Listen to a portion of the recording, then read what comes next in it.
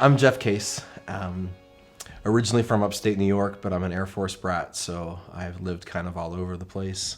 This is my wife. I'm Sarah Case. I was born in Northern California. I grew up there.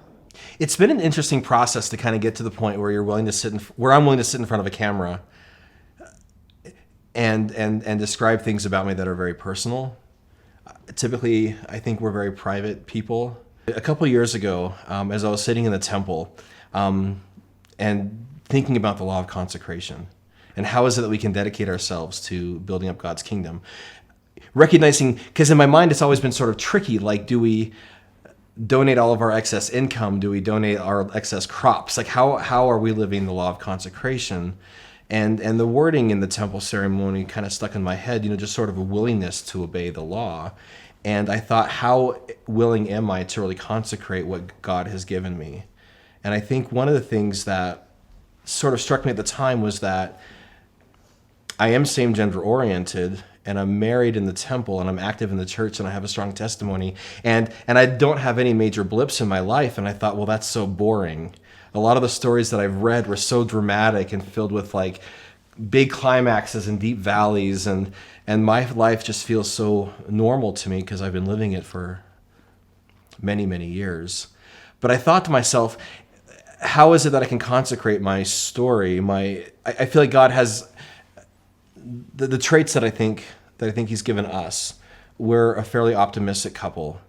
I think we look at the bright side of life. We see the downside, we see the ugly parts of things, but I think our personality styles are much more optimistic and positive. So the same gender attraction, this was a thing that never got talked about, especially in the places where I lived, on highly conservative, hyper-masculine military culture. I didn't know how to describe what I was feeling.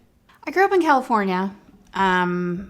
It was a little more prevalent there. I had a few friends in high school, and I think it was probably more talked about in my life than it was in his. So I found myself at 18 on a Greyhound bus traveling across West Texas.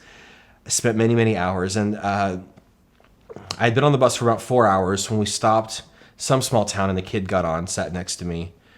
And I felt that draw. I felt that, ooh. Again, I didn't know what it was, but I felt nervous, like in my stomach. And then he started talking to me, and I kind of felt flattered that he was talking to me. Again, it's kind of another clue, but I was pretty clueless still. And he pulled out a necklace and said, "Hey, do you know what this means?" And I'm like, "No, what is it?" And it had the spectrum colors and beads on the necklace. I'm like, "Oh, it looks nice." And he put it away quickly and said, "Oh, never mind." And I'm like, "Well, now you got to tell me, because you can't just show me something and then not tell me." He's like, "No, it's no big deal." I'm like, "Well, are you part of a cult? I mean, what is this?" And so I started pressing him. I wanted to know what this charm meant.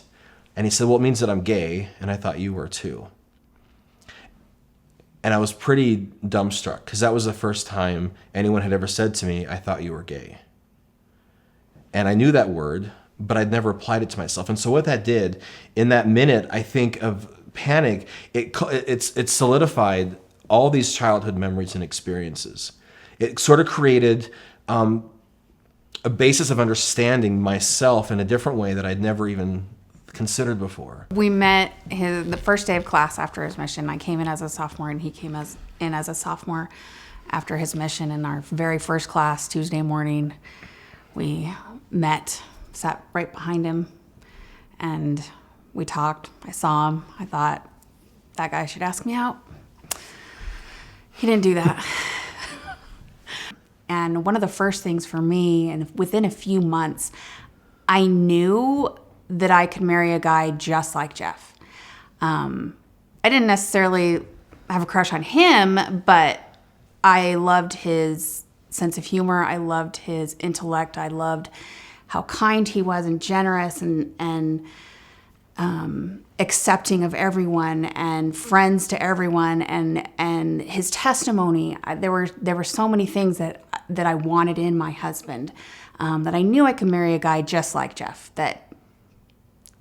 He's a great person, and I didn't have a crush on him at that point, but I knew I could marry someone just like him. Things did not ever really evolve. We were best friends, and we hung out all the time, and we spent so much time together, and I had a crush on him we were dating other people. He was dating other people. We were hanging out still because we were best friends. And they never really evolved until one day we just decided that we are so close and we are so good for each other. We should just get married. I wasn't courageous enough to accept that level of commitment.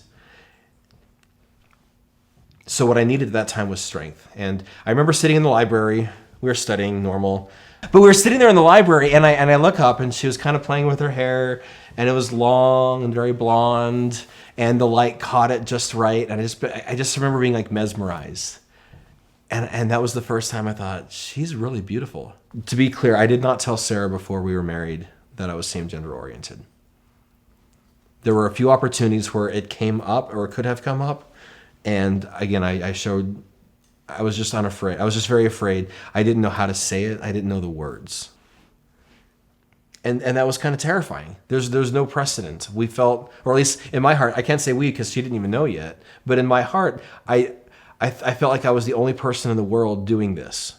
Late one night, just laying in bed, talking, I had my head on his chest and his heart started to race. It was all of a sudden just pitter patter so fast. I'm like, what is going on? And he's like, well, I'm like, what is in your mind right now? And he's like, I have something to talk to you about.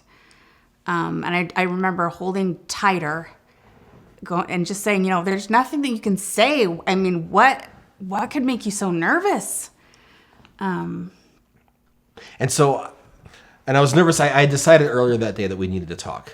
That even though our sex life was good, very robust for newlyweds, that this thing that I was hiding was becoming quite cancerous and it was just gnawing at me.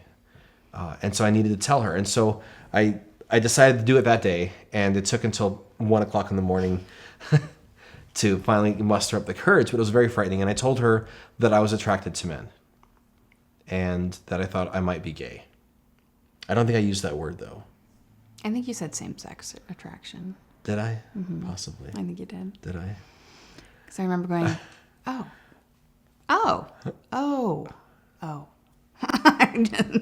Okay, well, I said, what does that mean? What do you mean? Why tell me now? Why didn't you tell me before? What does that mean? Are you leaving me? And he's like, no, but you can leave me. And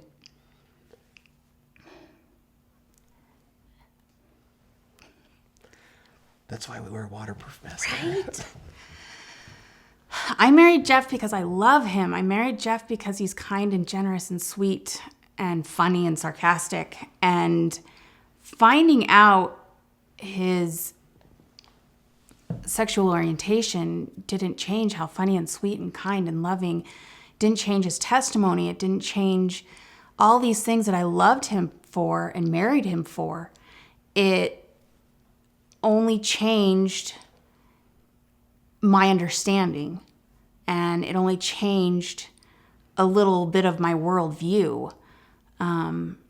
He did brush it all away very quickly, though, that night. He said, "Oh, and it's getting better. We're fine. It's gonna go away still. We're maybe very quickly." So I touched the fire and withdrew my hand quickly.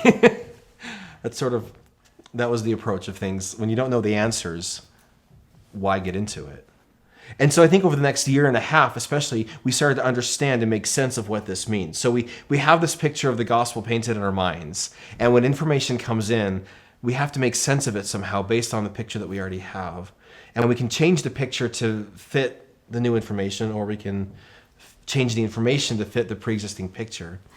As we make the choices that are congruent with the gospel, I feel my Savior's love, and I feel him bless me in every aspect. And I think this relationship is a huge blessing, that I do get to spend eternity with my best friend. And it's a little different and it's a little unique, but it works for us. I think the piece, again, people who know me always describe me as happy. People who know us describe us as happy. People identify our marriage as strong. And I think it's because it's authentically happy and authentically strong. We're not faking this. All right. I think that the message that I would like to get out there that we want to really portray, and this is why we're participating in the Voices of Hope project, to give that example for people who don't know that this can work and work in a deep, meaningful, authentic way. I'm being true to myself and I'm being true to my family. And sure, there are sacrifices, but man, the blessings I get from these sacrifices, it's indescribable.